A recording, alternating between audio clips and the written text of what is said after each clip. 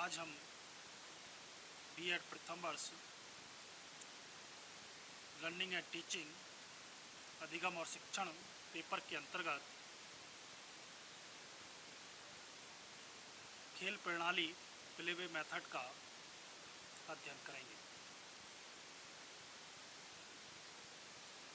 सामान्य स्वाभाविक प्रवृत्तियों जनरल इनेट टेंडेंसीज में खेल की प्रवृत्ति सबसे अधिक व्यापक और महत्वपूर्ण है।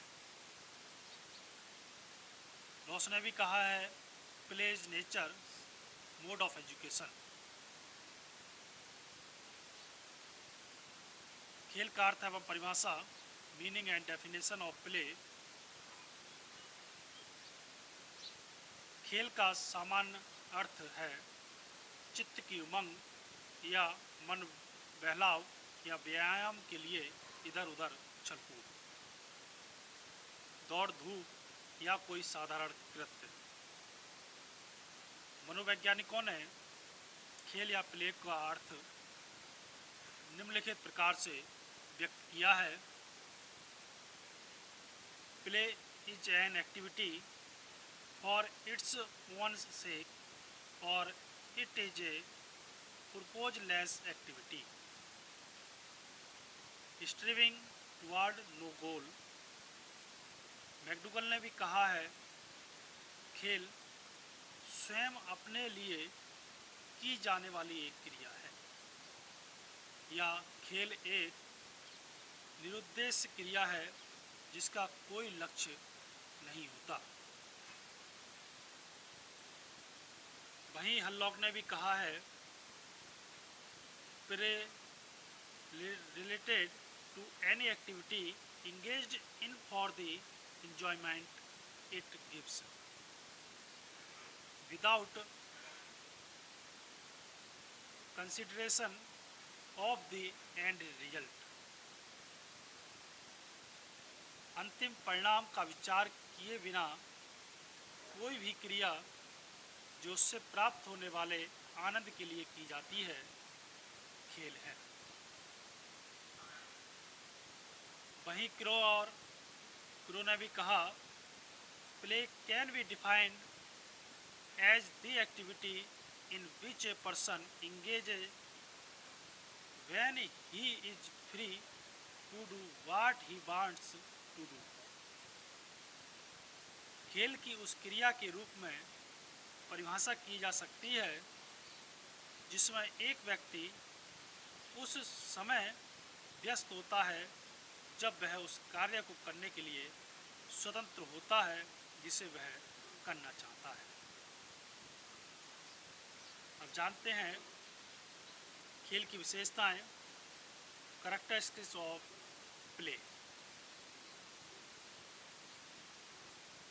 रायबर्न के अनुसार, play is a way, A means which is used by the self when the different instinctive urges are trying to express themselves।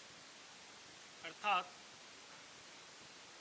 खेल एक साधन है जिनका उपयोग दूसरे, स्व या सेल्फ द्वारा उस समय किया जाता है जब हमारी विभिन्न मूल प्रवृत्तियां अपने आप को प्रकाश में लाने की चेष्टा करती हैं।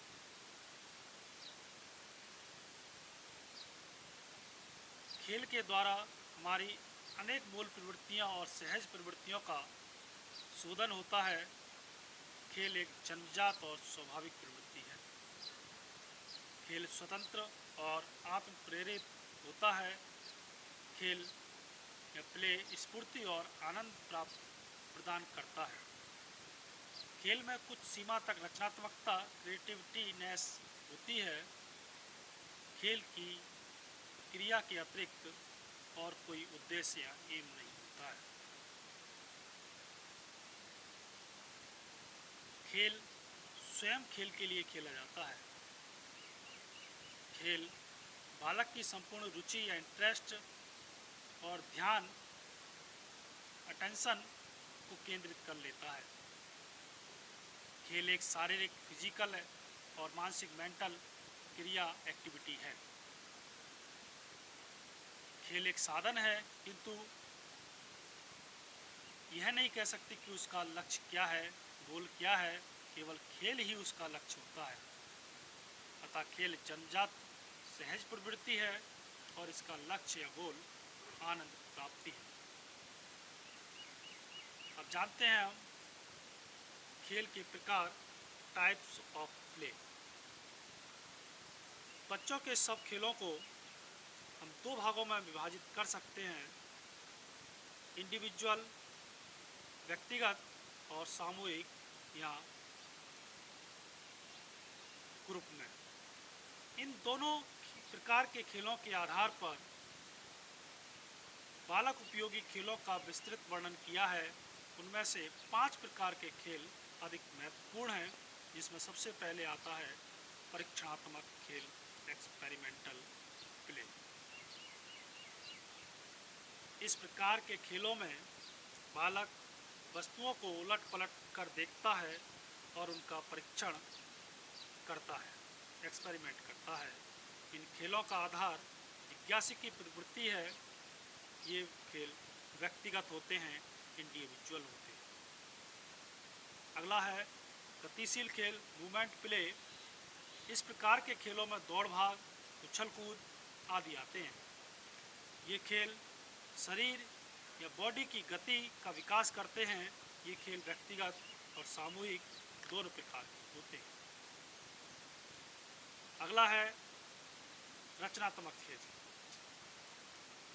Constructive play. इस प्रकार के खेलों में बालक विभिन्न वस्तुओं का निर्माण और ध्वंस करता है, जैसे रेत या मिट्टी के पहाड़, घर, टीले आदि बनाना और बिगाड़ना। इन खेलों का आधार रचनात्मकता, क्रिएटिविटी की प्रक्रिया, प्रोसेस है। ये खेल व्यक्तिगत और सामूहिक दोनों प्रकार के हो सकते हैं। अगला है लड़ाई के खेल, फाइटिंग प्ले।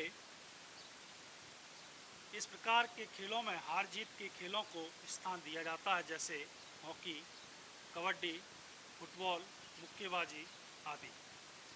इन खेलों का सामान्य आधार प्रतियोगिता या कंपटीशन या युद्ध प्रियता होती है। ये खेल साधारणतः ग्रुप में खेले जाते हैं, सामूहिक तरीके से खेले जाते हैं। अंतिम है बौद्धिक खेल, इंटेलेक्चुअल प्ले। इस प्रकार के खेलों का संबंध बुद्धि से होता है, जैसे चौपड़, शतरंज, पहेलियाँ आदि। ये खेल बुद्धि या इंटेलिजेंस का विकास करते हैं। ये व्यक्तिगत और सामूहिक दोनों प्रकार के होते हैं। धन्यवाद।